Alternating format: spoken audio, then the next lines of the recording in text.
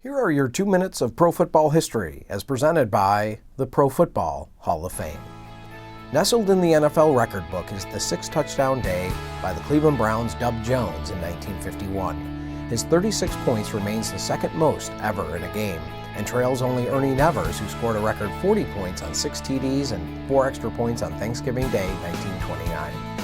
Aside from Jones and Nevers, the only other player ever to score 6 touchdowns in a game is Hall of Famer Gale Sayers.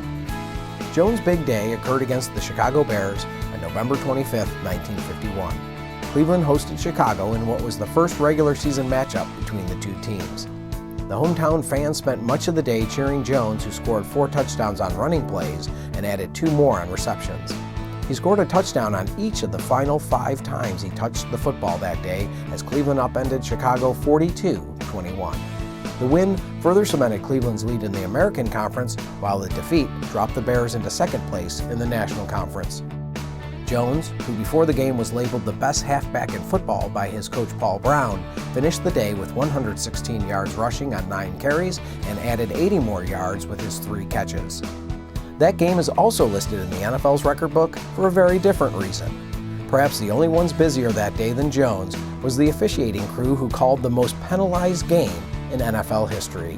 The game featured the Bears breaking quarterback Otto Graham's nose and a roughing the passer call that negated Don Shula's 94-yard interception return for a score that resulted in game ejections for some of Shula's irate teammates. Quote, "The game was in a class by itself," unquote, is how Paul Brown described the rough style of play. In all, the Browns and Bears collectively racked up an unimaginable 374 yards in penalties. The Bears were flagged 16 times for 165 yards, while the 209 yards of penalties on 21 calls against Cleveland was the most against any one team until the Tennessee Titans in 1999. More stories like these can be found at the Pro Football Hall of Fame in Canton, Ohio. Plan your visit today.